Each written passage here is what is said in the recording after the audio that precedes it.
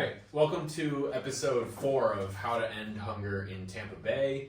We have myself, Frankie, Hui, Bridget, Jamie, and Megan. So, keep it going. Yes, keep it going. So what can we do about this? I think that's it can be a kind of tough question to answer at times because world hunger, that's pretty difficult to solve. But in your community, the solution can actually be right in front of you and you just don't notice it. I think the most impactful thing you could do would be to volunteer. Plenty of organizations like Meals on Wheels or Feeding Tampa Bay are always accepting volunteers. I remember Kristen mentioned in the interview, they need more every single day. But there's other things you can do as well. You could try to start your own food drive. There's a lot of companies that would love to work with people in that, or you could donate to organizations. I don't know, what do you guys think? Or wants to go first? I can go. I mean, I know here at USF we have like a food pantry. So if you're a student, and I'm sure like many other like colleges have that, where they have food pantries open for students to volunteer, and then also if you're a student who needs food, they have that provided for you. Yeah, I mean, we were talking like a bit before this podcast about potentially, working with, I think it was Feeding Tampa Bay. Yeah. We called them. Unfortunately, they didn't get back to us until it was like much too late.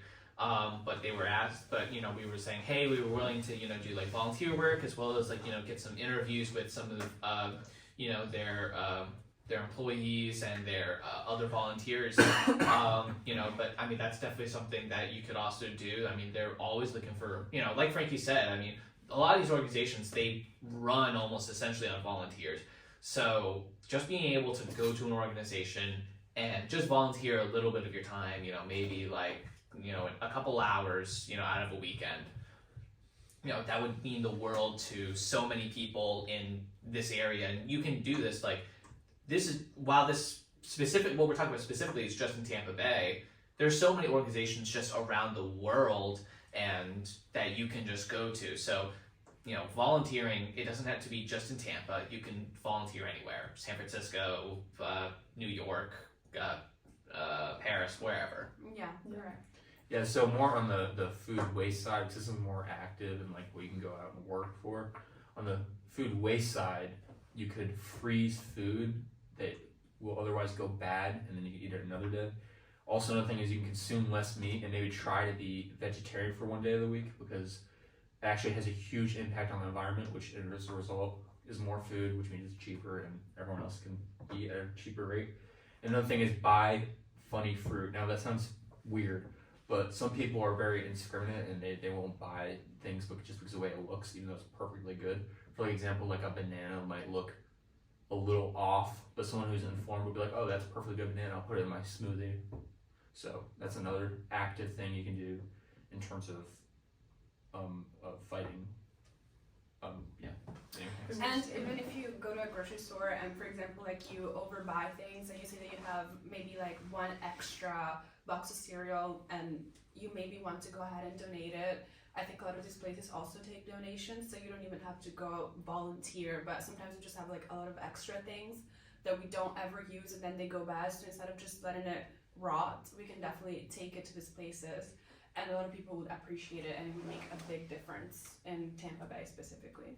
Yeah, I mean, you watch on like TV, like you always see like, I mean, I love like watching like sports and everything. You always see like around Thanksgiving especially, every team around the country and around the world really, they always go out and they work with their local communities. They host food drives, so that's like a big way, they got plenty of volunteers and all you gotta do is yourself just come by, just give them some, some like extra boxes of cereal or some canned food, something that can last a while and can definitely just help out like those in just your local communities. Yeah, like I mean the cereal thing is what, $3? We're not asking you to create a massive organization and donate millions of dollars. $3 and like 5 minutes of driving it can go a long way for somebody who's really in need, especially with cereal, because that's what, like That's a very 20 breakfasts Very long. for kids. yeah, that can Yeah, last a long perfect. time. Exactly. Yeah. So. Because it works even as well as like food storage, because obviously people aren't going to come by every day and and collect food like every single day of the week. So if you can if you can give them food that can last a long time, then that can last weeks on weeks. That multiple people can come in and out, and that'll be a-okay to eat. I know it's not something that just anyone can do, but if you can source your food sustainably, such as having your own chickens, that can make a huge difference. That's something that not everyone can do, but one thing that everybody can do at the very least is spread awareness of the issue. Correct. I actually have a close family friend. She owns 2 cows and she has not had to go to the grocery store to buy milk. And like you were saying, that has actually saved her from wasting milk because she only gets what she can and what she uses. And obviously not everybody can afford chickens because not everybody has the space, but if you can and we're maybe thinking into ways that you can help out, that could definitely be a great way to do that. Or cows or... I've met plenty of people who have their own animals like that, and they are more often than not willing to share because That's what I was going to say. they have too, plenty of sharing. excess. They'll always You have be like, hey, eggs, do you want you some know. extra eggs? I have way more than I can eat in a week. Do you want this? Or things like that. Which, as a result, if the community can provide their own resources such as eggs, the prices in grocery stores will go down, which will make it where people who lack the money to pay for the original price will be able to do so. So it would be like a chain. Yeah, Just chain helping reaction. each other out. So- Yeah. So anyway, these were all great points. I think they're all great solutions.